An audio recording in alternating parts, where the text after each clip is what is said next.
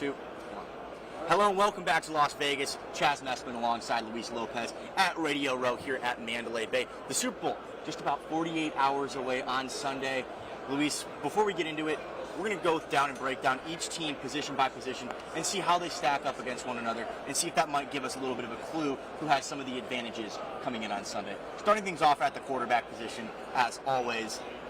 As good as Brock Purdy has been this season, and since he's come into the pros, Patrick Mahomes has to take the key, right? Yeah, he's been there, done that. They've been talking about his pedigree in these playoffs and past that before, and obviously he's taken down this Niners team before. A lot of these Niners players in that last Super Bowl in Miami where the Chiefs beat the Niners. So Patrick Mahomes, obviously just better talent-wise and experience-wise too, but Purdy should definitely be able to put up a fight, at least with all the great talent they have on that Niners offense. Yeah, I guess you could say the difference between Purdy and Mahomes is Purdy's being compared to maybe a lot of the other quarterbacks in the league. Mahomes is being compared to Tom Brady, Joe Montana, Dan Marino, guys like that. Moving on to the running back, another landslide, the Offensive Player of the Year, Christian McCaffrey has to take it over Isaiah Pacheco. Yeah, absolutely. He won Offensive Player of the Year for a reason, leading the league in so many of those statistical categories, and he's been so vital for what that Niners offense has been able to do. They can really run entirely through him, and they'll have a pretty good shot to win because of the Stanford product. Absolutely, and moving on to the wide receivers. Little bit more contentious the way guys like Rashee Rice have been playing as of late, but I think we have to give it to that loaded Niners receiving room. I mean, you got the likes of Ayuk and Deebo Samuel, Jawan Jennings, the list goes on and on, Ronnie Bell.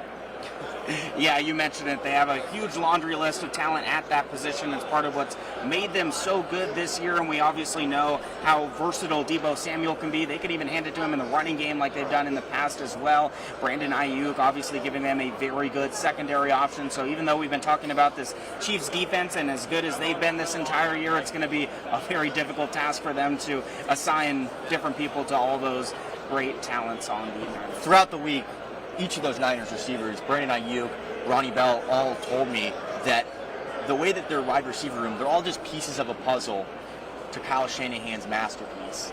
Because they all just have different skill sets and some way just seem to fit right together. Ayuk got the speed and the deep threat. Deebo Samuel can give him the ball and any different things. Ronnie Bell, maybe a little bit of a slot. Jawan Jennings, a big body. So that just keeps going on. A tough one right here. Two of the all-time greats, two of the best tight ends in the league.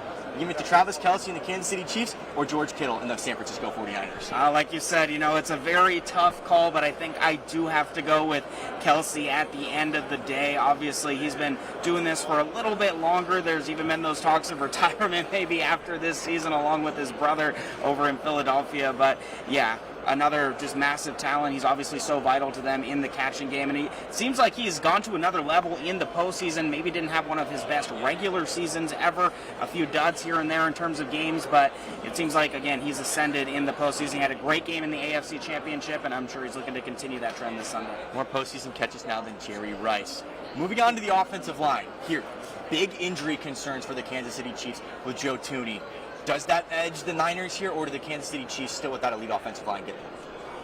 Yeah, I think I do have to give the Niners the edge. On the offensive line, we talk about the Trent Williams effect and how big that is for the Niners. I think that alone gives them the win in this category. But one of the problems that the Chiefs have had all season is that their offensive line is one of the most penalized in the league. That could really cost them. And on top of that, we all know how stout this Niners line is, their defense as a whole. So if they're racking up penalties, then that could be a very big thing for San Francisco to take advantage of. For me, honestly, if Joe Thuney plays, I give it to the Chiefs.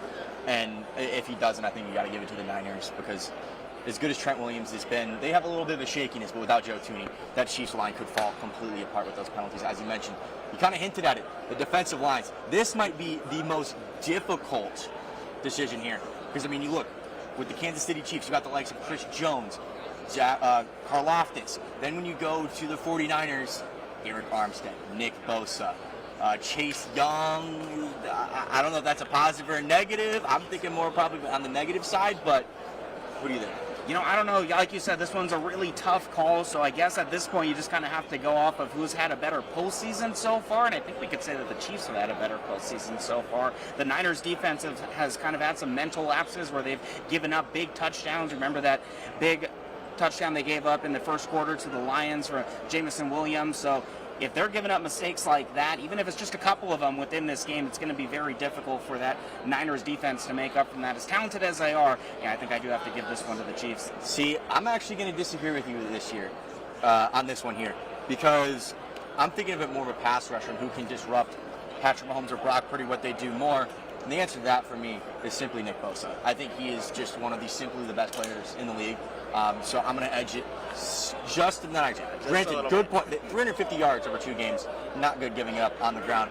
To the linebacking core, for me, I think this is pretty clearly to the San Francisco 49ers with the likes of Dre Greenlaw and Fred Warner. Yeah, you mentioned it right there. Greenlaw, I do believe... No, Greenlaw's not dealing with any injury. Sorry, got that a little bit mixed up. But yeah, you also mentioned Fred Warner. Kinlaw, yes.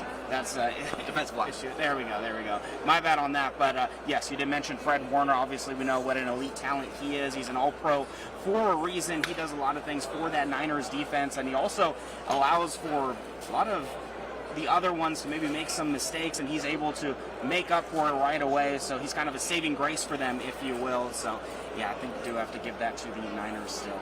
Another landslide, I would say, in the secondary goes to the Kansas City Chiefs. The 49ers have kind of gotten thrashed throughout this season in the secondary. A couple injuries back there without Talanoa Hufanga really struggling, and the Chiefs have just been absolutely locked down. We saw what they did to Lamar Jackson last week, and that guy just won the MVP.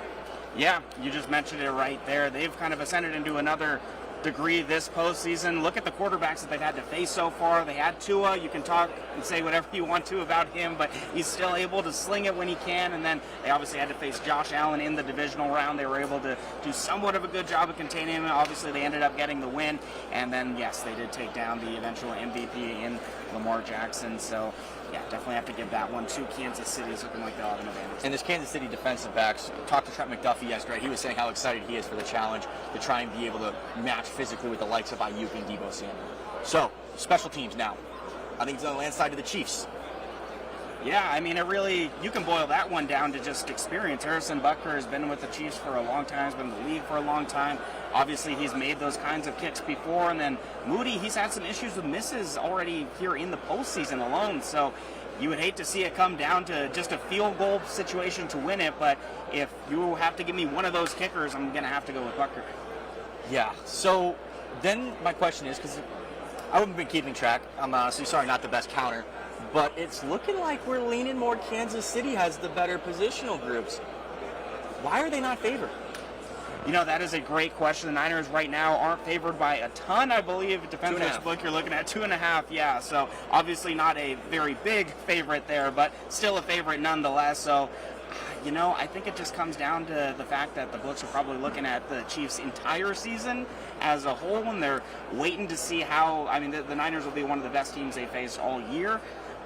Maybe up for debate if you want to go ahead and get into that conversation, but you know, I don't know. It's a toughie. I think they're really just giving it to the Niners based on kind of their regular season pedigree. We saw some of the challenges that the Chiefs had this season. Again, in just the regular season, obviously they've been fantastic this entire postseason. So I think they're just kind of taking all that as a whole into account, and that's why we got the Niners' favor. But it's definitely going to be a close one. Yeah, we'll give you our picks on this game tomorrow, so make sure to stay tuned for our live streams throughout the day. Also, coming up later at 6, in case you missed it last night, we're going to break down the different Arizona connections that are within that 49ers team, because there are a lot of guys that have gone from State 48 over to the San Francisco 49ers, so make sure to stay tuned for that one. But for now, I'm Chaz Meskman, that's Luis Lopez. We're in Vegas. We'll see you soon.